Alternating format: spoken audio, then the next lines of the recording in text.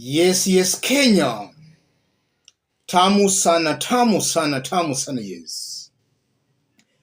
A few days ago, William Ruto was in China, and the news we have gathered so far is that China's President Jinping actually avoided William Ruto till the last day. He was in China for a 3-day tour. So the Chinese president avoided him till the last day where the two leaders met. And we are being told that Ruto was there purposefully for a 150 Kenya shillings billion loan. Let's have a look at the story as was reported by the international media. The Times and the Sunday Times, a year after winning power on a promise to cool relations with China, William Ruto, the president of Kenya, has arrived in Beijing with a request for a new $1 billion loan to complete white elephant projects that stalled when earlier loans ran out. That's the Times UK. And generally, this is very interesting because Ruto is on record saying his government will not borrow loans. And initially was saying that he was increasing taxes because he does not want to borrow. And it's important we remind Kenyans about these things frequently. Before we dig deep, let's listen to a very interesting clip here. Hatutakuwa tunatafuta madeni kutoka China na mahali ingine ambayo sasa inatuletea kisirani. Speaking during the Kenya-China Investment Forum in the Chinese capital, Beijing, President William Ruto revealed that Kenya is seeking funds to extend the construction of the standard gauge railway project from Naivasha to the Kenya-Uganda border in Malaba. The reason why we are discussing with China on extending the standard gauge railway beyond Naivasha. The Kenyan president is seeking another loan of about $1 billion from China to complete a stalled road construction project, shifting his earlier stance when his coalition had accused the former president of excessive borrowing during last year's election campaign. Yes, that's William Ruto for you. A man who talks from both sides of the mouth. And I believe Kenya is failing.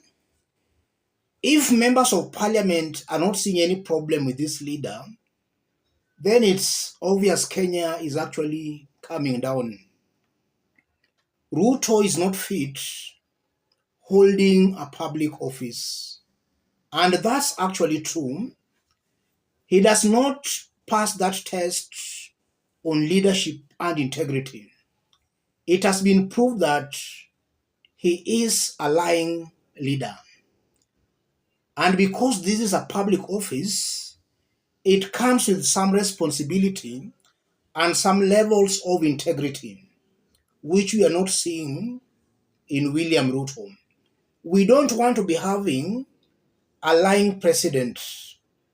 That really paints the country in a very bad light.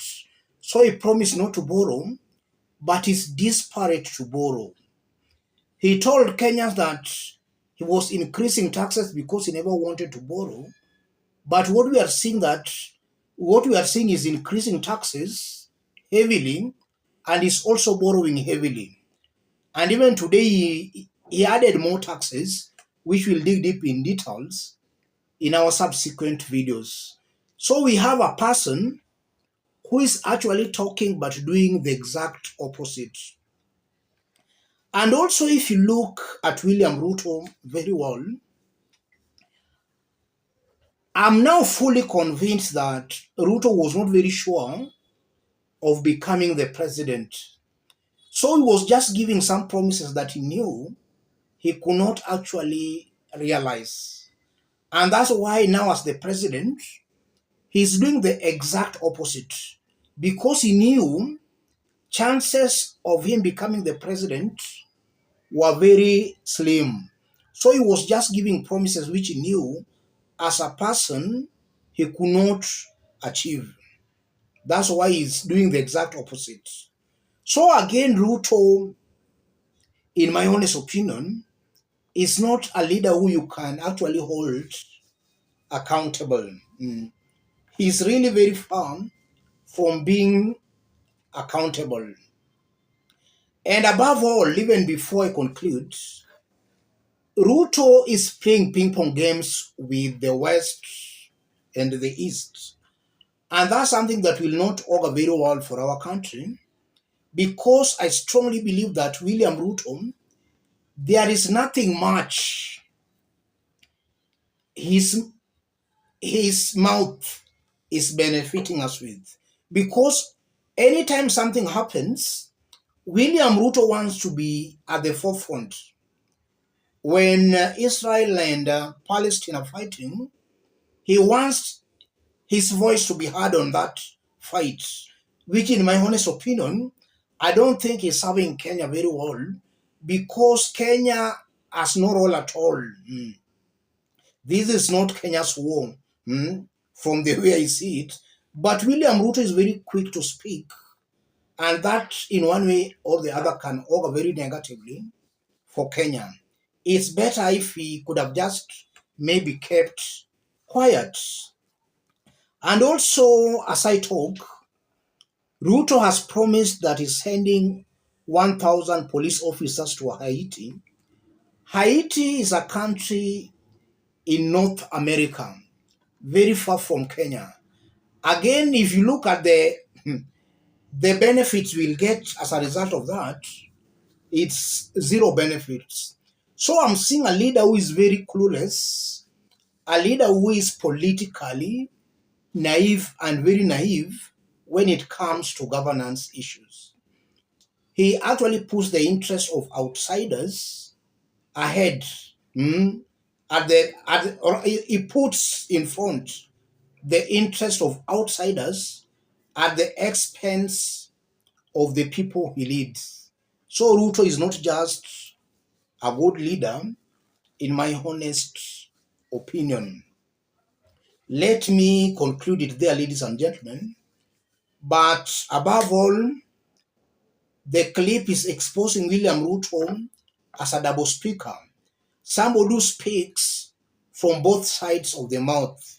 That paints him as somebody not worth holding a public office. Let me stop it there for now. Those who are watching us but you have not yet subscribed, subscribe, give this video a like. And to our fans and subscribers here, I'm very much humble, very grateful for the kind of support you are giving me here. God bless you. God bless Kenya.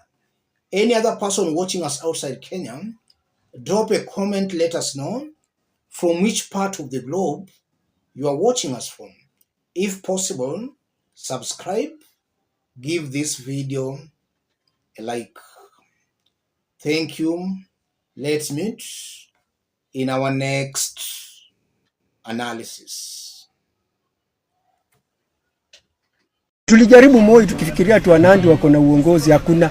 Tumejaribu Ruto sasa tena. Sasa yeye ndio kuharibu zaidi. Afadhali Moi. Sasa hata tuone ni vitu gani yenye watatufanyia hapa. Hata afadhali Moi wafufue Moi asimame kwa nini? Afadhali hata Moi arudi ama Kibaki. Sisi tunaumia. Kila kitu iko juu, sukari, iko chakula iko juu sana. Watoto kusomesha. Akiongeza leo kesho anaenda China. Akiongeza leo kesho anaenda Amerika. Sasa tutajua ukweli iko wapi. Sasa president afanye chenye anataka. Tumemwachia uwezo wake. Yeye alituambia akipita kura kila kitu itaenda chini. Yeye mwenyewe ndiye alisema. Sio sisi na watu wakampigia kura. Sasa zile anapandisha vitu, anapanda ndege anaenda China kukula chura. Na sisi huko nyuma tunapaki tunahangaika. Kama tungejua. Tulikuwa naambia vijana wacha tupigie huyu mzee kura, huyu kijana kura. Tukiwacha mzee, kumbe tulikuwa tunachimbia kaburi.